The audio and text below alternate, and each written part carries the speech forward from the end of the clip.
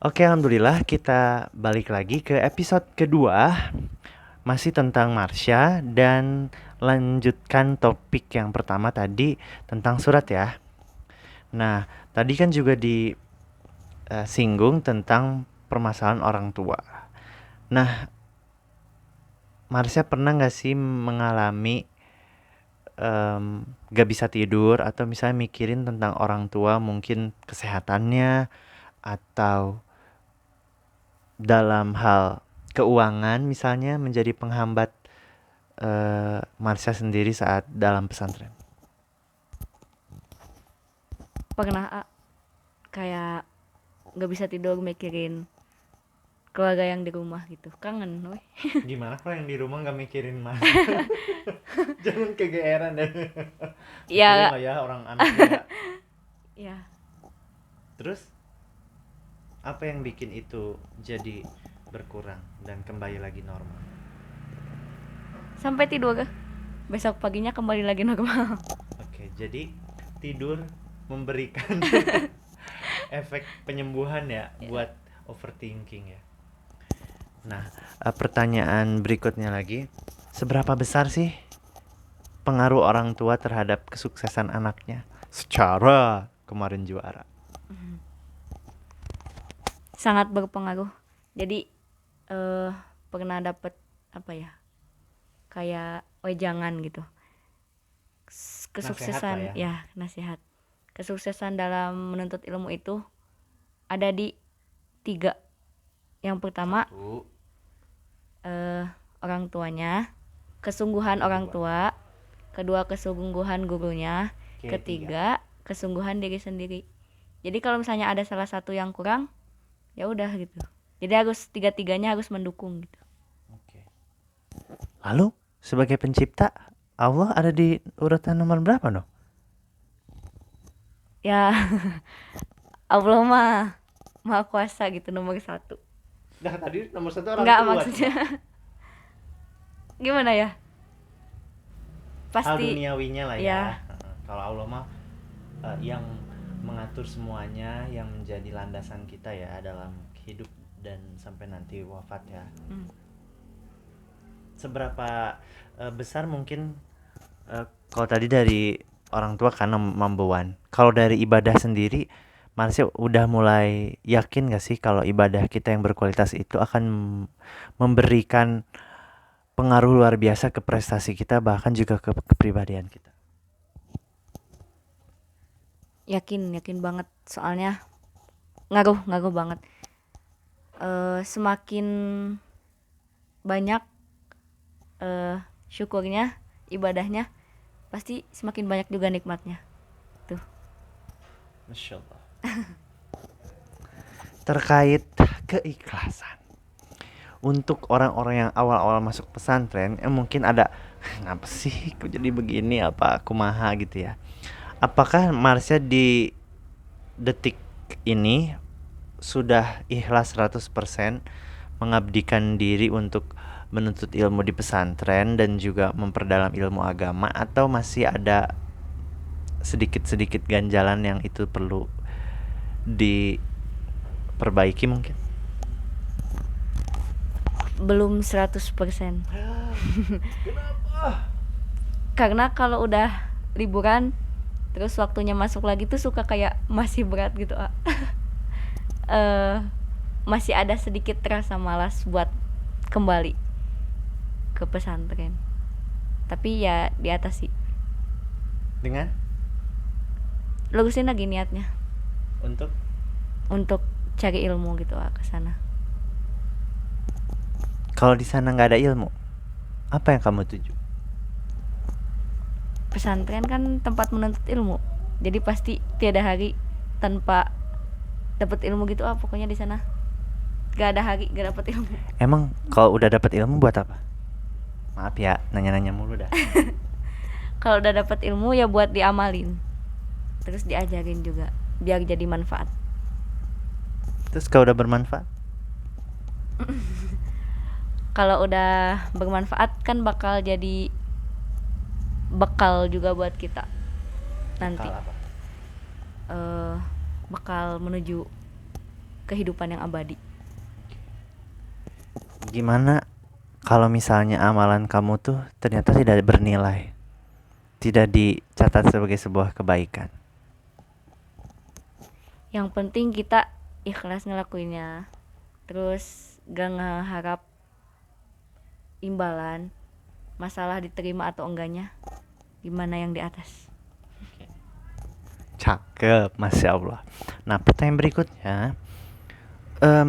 Marsha sadar gak sih bahwa misalnya panggilan untuk belajar di pesantren itu tuh pilihan banget loh. Ya kan gak semua orang sanggup secara ekonomi, gak semua orang punya pemikiran ke arah sana. Bahkan juga di wilayah kita sendiri, Baladewa, mungkin dari kualitas anak-anak muda remaja khususnya untuk perempuan itu kan amat sangat susah ya mencari yang bagus gitu. Marsha sadar gak sih itu tuh kayak sebuah panggilan gitu dari Allah untuk diri Marsha sendiri. Dan apa perasaannya Marsha melihat di sekitar lingkungan sendiri terhadap kualitas remaja perempuan?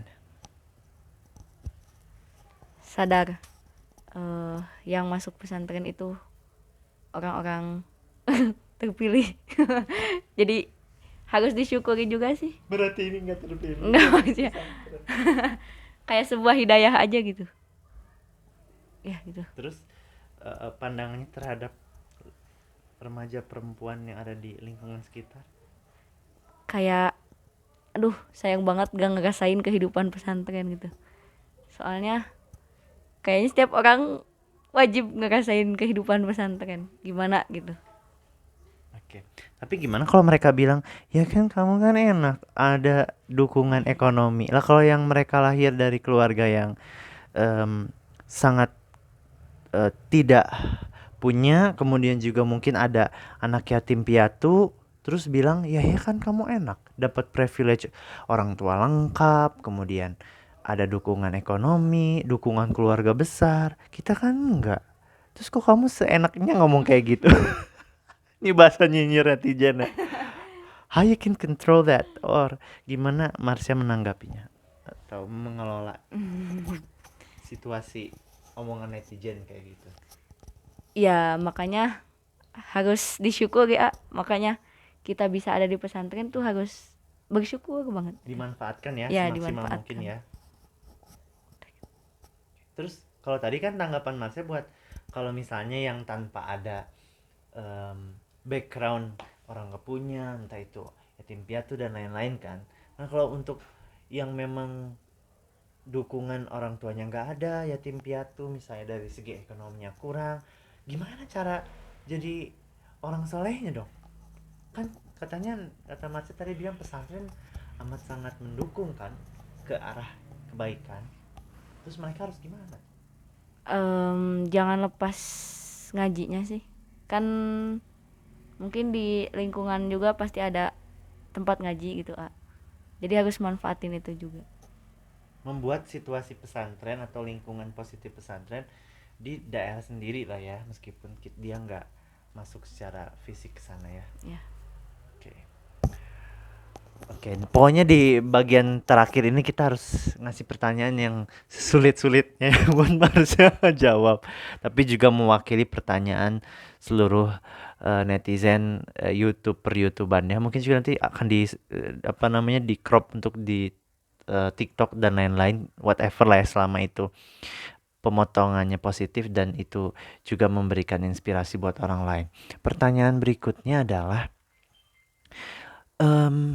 tentang Republik Indonesia. Tadi kan Marsha bilang mau menjadi wakil rakyat atau juga mungkin entah nanti bisa jadi menteri. Emang Marsha sendiri melihat wajah Indonesia, negara tercinta itu seperti apa saat ini gitu? Is it good or bad or extraordinary? Indonesia aja, tadi cuma gimmick doang, Inggris-Inggrisan biar nggak bosan ya. Kalau misalnya dalam dunia politik mungkin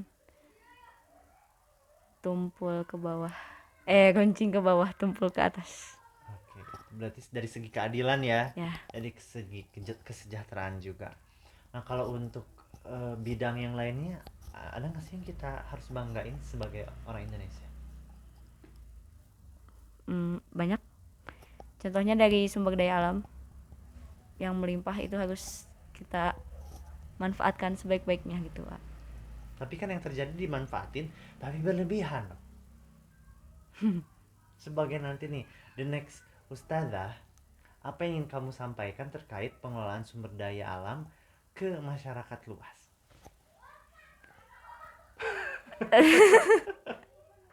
Berasa kampanye ya. Ya, Gak apa-apa lah, ini mah imagine in the future ya, when you will become a leader gitu.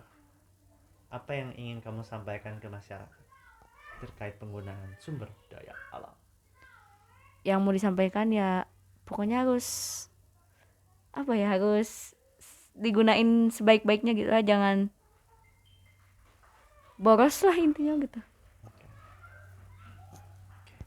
Kalau tadi terkait permasalahan negara ya, itu mungkin terlalu kejauhan meskipun masa sekarang udah SMA ya, sebentar lagi harusnya sih nggak kejauhan lah ya. Ya hampir-hampir dekat. Nah, terkait pribadi Marsha sendiri, apakah Marsha optimis bahwa masa depan kamu akan lebih gemilang daripada pencapaian kamu saat ini? Harus optimis Kenapa? karena segala sesuatu dimulai dengan optimis. Harus optimis dulu gitu. Terus kasih tips dong sama orang-orang atau remaja-remaja di luaran sana yang sering ngegalau gitu. Aduh, kan aku banyak tapinya gitu. Tapi aku tuh pengen jadi gini, tapi aku tuh harusnya kayak gitu. Tapi how you can say to them? Jangan raguin masa depan karena semuanya sudah tertulis rapih. Mau itu nanti kedepannya baik atau kurang baik, itu tetap yang terbaik gitu, jadi jangan pernah ngeluh. Berikutnya kita menuju ke masa depan ya.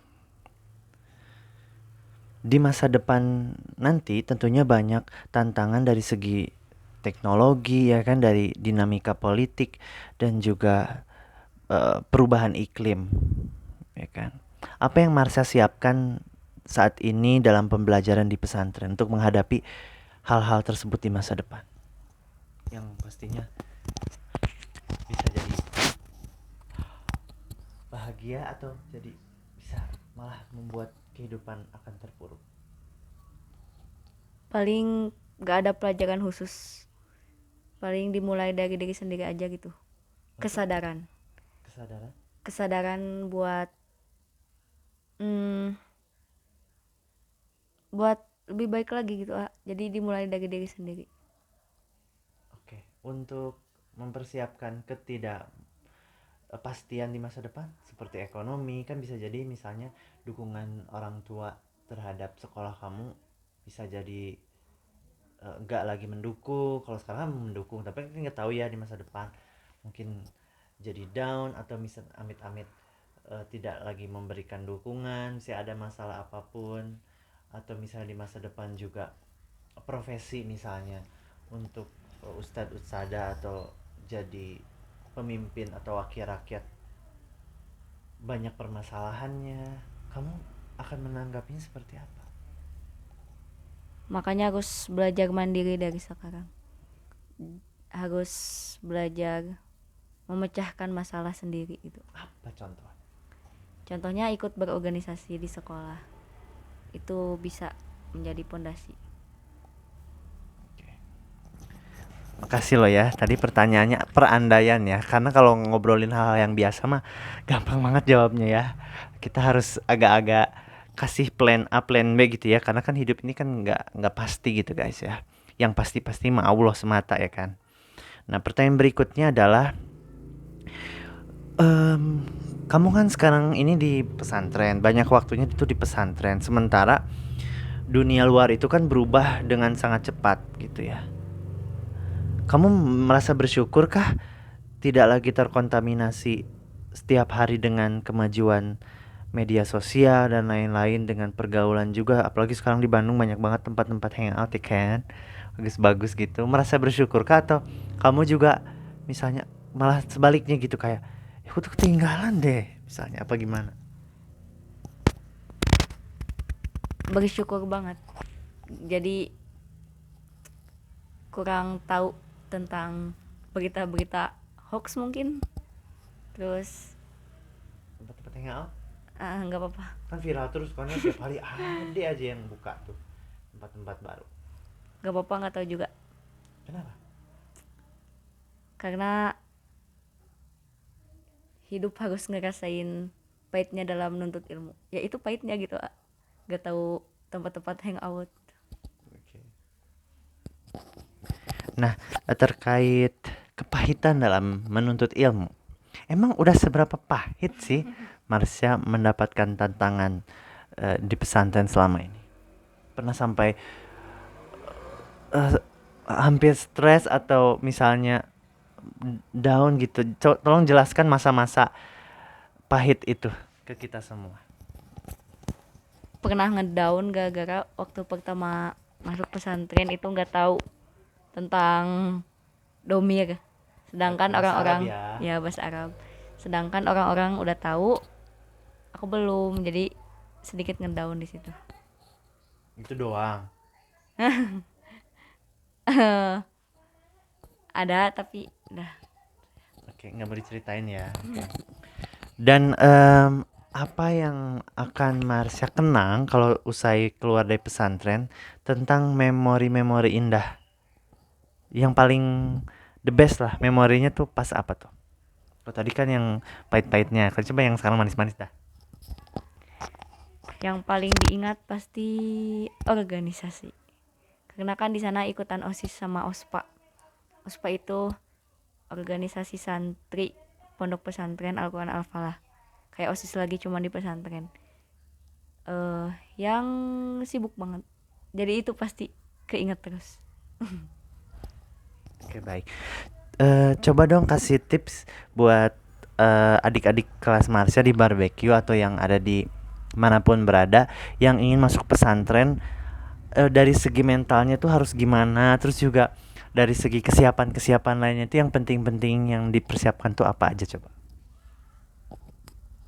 Yang harus disiapin itu yang pertama dan paling utama niat. Niatnya harus lurus, harus karena Allah gitu. Terus yang kedua siapin diri, siapin mentalnya harus kuat. Terus kalau bisa mah keinginan sendiri, jadi kayak punya tanggung jawab kalau misalnya keinginan sendiri mah gitu. Sebagai santri awal yang belum pernah mengenyam pendidikan di pesantren kan nggak seperti teman-teman yang lain, terus tiba-tiba alhamdulillahnya dapat amanah mendapatkan juara ya. Coba kasih kata-kata untuk kedua orang tua, kan pasti perannya amat sangat besar sekali terkait kesuksesan Marsha ya setelah Allah gitu. Apa yang ingin Marsha katakan, mungkin usai kita syuting ada orang tuanya yang nonton part yang ini ya, tapi nggak akan disebutin si part yang ke berapa ya, tapi pokoknya silahkan coba sampaikan sesuatu. Nggak ada kata-kata selain terima kasih banyak buat Ke ibu sama ayah yang udah selalu jadi support system dalam segala support keadaan. apa support? Support system Kedengarannya mirip. dalam Baik.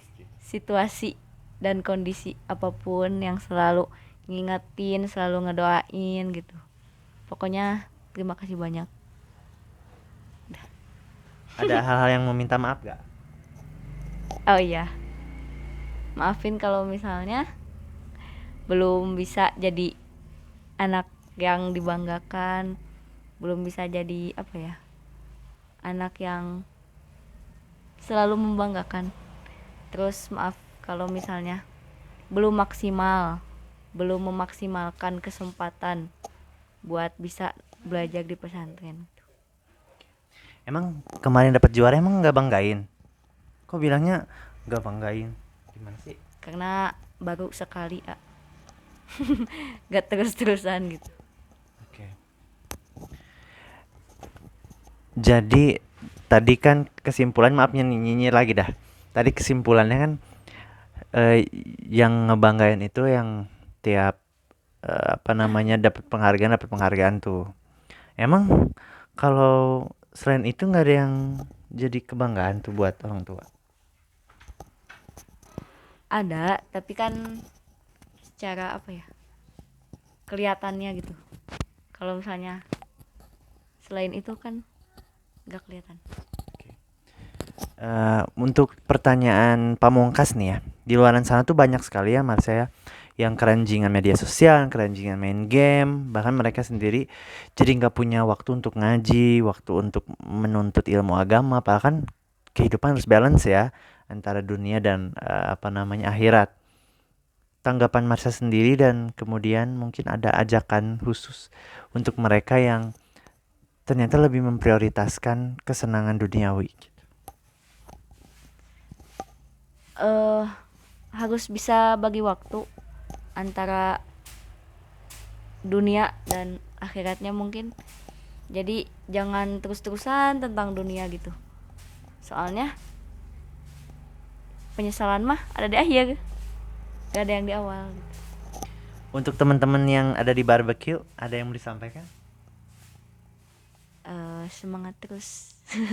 Semangat nyari ilmunya, semangat segalanya, pokoknya semangat. Udah doa. Oke, terima kasih atas waktunya ya. Ini udah lumayan malam, kita pamit sama-sama. Terima kasih yang sudah menonton, yang subscribe, like, comment, and share Bpod Barbecue Podcast. Semoga kita berjumpa lagi di episode berikutnya dengan topik yang lebih istimewa lagi dan dengan bintang tamu yang istimewa lagi. Terima kasih Marsha Aulia Ya. Raidan telah membersamai kita semua dan memberikan inspirasi. Kita pamit sama-sama. Atas nama kerabat kerja, saya Sandra Kemal. Dan saya Maksa Aulia. Pamit mohon undur diri. Assalamualaikum warahmatullahi Assalamualaikum warahmatullahi wabarakatuh. wabarakatuh.